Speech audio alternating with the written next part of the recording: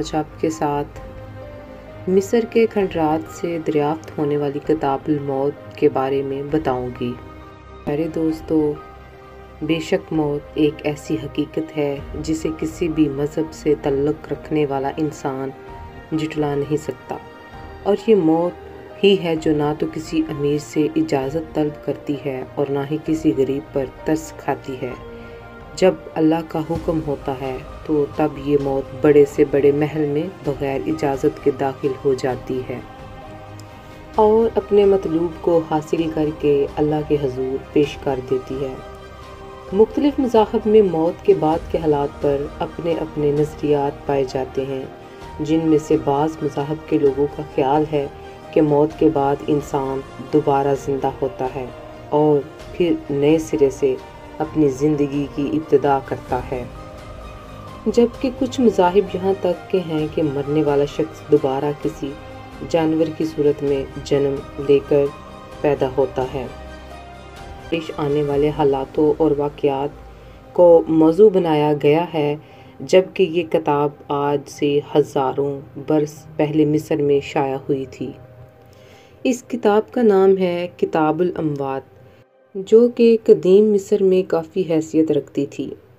دراصل یہ کتاب ایک قدیم مصری دستاویزات کا مجموعہ ہے جس میں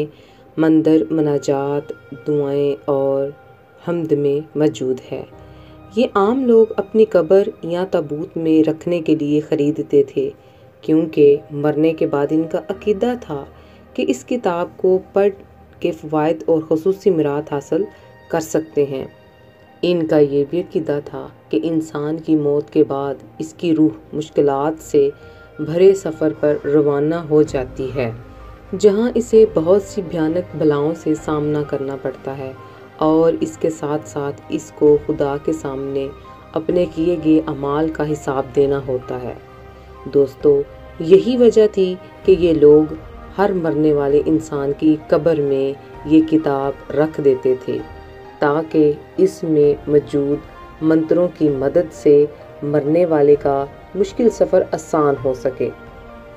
قدیم مصریوں کے نزدیک کتاب الاموات الہامی، مقدس اور آسمانی کتاب تھی، اور یہ کتاب اپنی کلمات کا مجموعہ ہے جس پر عمل کرتے ہوئے پتا دیوتا نے افینش کا کام سر انجام دیا۔ چونکہ مصریوں کے خیال میں کتاب الاموات کا خالق ساز دیوتا تھا، اس لیے وہ اپنی تاریخ میں اسے انتہائی مقدس خیال کرتے رہے ہیں اور درجہ احترام بجا لاتے رہے۔ اس کتاب کے احباب میں اضافہ کیا جاتا رہا اور اب تک کی تخلیق کے مطابق اس کے احباب کی تعداد 190 تک پہنچ چکی ہے، جس کی تعداد پہلے بہت کم تھی۔ کئی لوگوں نے اس کے مختلف زبانوں میں ترجمے کرنے کی کوشش کی، لیکن وہ پوری طرح کامیابی حاصل نہ کر سکے۔ میرے پیارے بہن اور بھائیوں، بات یہاں ہی ختم نہیں ہوتی، بلکہ یہ کتاب آپ کو تمام معلومات فراہم کرتی ہے جو آپ کو ایک عامل بننے کے لیے درکار ہوتی ہے، جن کے ذریعے ایک عامل استاد کی شاگردی میں رہتے ہوئے مافوق الفطرت مخلوقات کو بلانا اور ان سے تعلقات بھی قائم کر سکتا ہے، یہاں تک کہ جنات کو بھی مجبور کیا جا سکتا ہے کہ وہ آپ کے حکم کی تعمیل کرے۔ روایات کے مطابق اس کتاب میں حضرت سلیمان علیہ السلام کی تحریریں بھی شامل ہیں، جسے ہیرون ووڈ کے ماہرین افراد آج بھی استعمال کرتے ہیں، جبکہ یہ بھی کہا جاتا ہے کہ اس کتاب کا اصل نسخہ ویٹیان کی لائبریری میں موجود ہے۔ اس کے علاوہ دوستو، اس کتاب کے بارے میں یہ بھی مشہور ہے کہ اس کو کوئی تباہ نہیں کر سکتا، حتیٰ کہ اسے آگ بھی نقصان نہیں پہنچا سکتی۔ دوستو، یاد رہے کہ جب یہ کتاب لکھی گئی تب مصر سحر اور جادو کا مرکز تھا، اور فن سحر شباب پر مصریوں نے دنیا کے مقابلے میں اس کو اونچے کمال تک پہنچا دیا تھا، اور یہ جادوگر فرعون کے لیے ناقابل یقین قسم کے کارناموں میں سے ایک کارنامہ تھا۔ یہ جادوگر قبالہ نامی جادو کے ماہر تھے، جو جادو کی سب سے خوفناک قسم ہے، جس میں اس کے جادو کے ماہرین براہ راست شیطان سے رابطے میں رہتے ہیں اور شیطان ان کو کامیابی کے نئے سے نئے گن سکھاتا ہے اور ایسی ایسی چیزوں کے بارے میں بتاتا ہے جن کے بارے میں عام انسان نہیں جانتا۔ پیارے دوستو، جب موسیٰ علیہ السلام بنی اسرائیل کے ساتھ فلسطین کی جانب واپس آئے تو یہ قوم پہلے جیسی نہیں رہی تھی۔ ان میں فرعونیوں جیسی فرعونیت اور شیطانوں جیسی شیطانی صفات پیدا ہو چکی تھیں۔ فلسطین آنے کے بعد یہ لوگ جہاں بہت سی نافرمانیوں اور گناہوں میں غرق ہو گئے، وہیں ان میں سے کئی لوگ جادو اور شیطانی عملیات میں بھی مصری جادوگروں کی طرح مشہور ہو گئے، جبکہ مخصوص اعداد، اشارے اور علامتیں بھی اس جادو کی رسومات میں بہت اہمیت رکھتی ہیں۔ ان لوگوں نے اس علم کو مصریوں سے بھی زیادہ ترقی دے دی تھی اور وہ اس علم سے دشمنوں اور مخالفوں کو نقصان پہنچایا کرتے تھے۔ اور جب حضرت داؤد علیہ السلام کو اللہ تعالیٰ نے عظیم بادشاہت عطا فرمائی تو ان لوگوں نے قوم کو ورگلانا شروع کر دیا، اور حضرت سلیمان علیہ السلام کے پاس نعوذ باللہ جادو کی طاقت تھی، جس کی وجہ سے ان کو جنات پر حکمرانی حاصل ہوئی تھی۔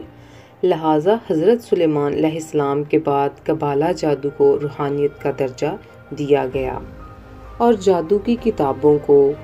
ہیکل سلیمانی میں مقدس کتابوں کا نام دے کر رکھا جانے لگا، جن میں دا بک آف ڈیڈ کو خاص اہمیت حاصل تھی، کیونکہ اس کو قبر میں ساتھی کتاب سمجھا جاتا تھا، لہٰذا یہ کتاب سب سے اوپر یا اونچی جگہ پر براجمان ہوئی تھی۔ جبکہ آج بھی مصر کے ایک فرقے کے لوگ اس بات پر یقین رکھتے ہیں یہ کتاب ان کے مرنے کے بعد مددگار ثابت ہوگی، لہٰذا آج بھی کہیں نہ کہیں یہ کتاب لوگوں کے ساتھ دفن کی جاتی ہے۔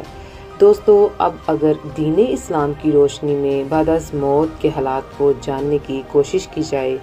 تو قرآن و حدیث کی روشنی میں ہر مسلمان کا یہ ایمان اور عقیدہ ہے کہ ایک دن ایسا ضرور آئے گا جب دنیا کا سارا نظام درہم برہم ہو جائے گا، آسمان پھٹ جائے گا، سورج لپیٹ دیا جائے گا، ستارے ٹوٹ ٹوٹ کر گر پڑیں گے، اور حضرت آدم علیہ السلام سے لے کر دنیا میں آنے والے تمام جن و انس کو اللہ کے دربار میں ایسی حالت میں حاضر کیا جائے گا کہ ہر نفس کو اپنی اپنی ذات کی بس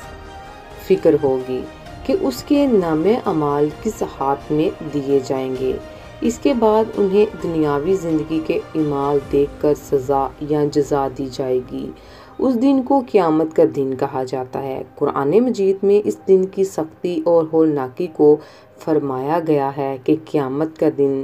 50,000 سال کے برابر ہوگا۔ قرآن مجید میں تقریباً 70 مرتبہ یوم القیامہ کا لفظ بیان ہوا ہے، اور یوم الآخر جیسے اور دار الآخر الفاظ کا ذکر قرآن مجید میں 20ویں مرتبہ ہے۔ نہ صرف مسلمانوں بلکہ عیسائیوں اور یہودیوں کا بھی یہی عقیدہ ہے کہ ایک دن دنیا اور دنیا کی ساری نقل و حرکت ختم ہو جائے گی اور انسان کے دنیاوی اعمال کے مطابق اللہ کے حکم پر جنت یا جہنم کا فیصلہ سنایا جائے گا، جبکہ دیگر قومیں بھی کسی نہ کسی شکل میں قیامت کے دن کو تسلیم کرتی ہیں، اور عقل کا تقاضا بھی یہی ہے کہ اس پوری کائنات کے وجود کا کوئی اہم مقصد ضرور ہے اور اشرف المخلوقات کو اپنے کیے ہوئے اعمال کی جزا یا سزا ضرور ملنی ہے۔ پیارے دوستو، آج تک کے لیے اتنا ہی۔ اگلی ویڈیو کے لیے اجازت دیجیے۔ امید کرتی ہوں آج کی ویڈیو آپ کو پسند آئی ہوگی۔ جزاک اللہ۔ اللہ حافظ۔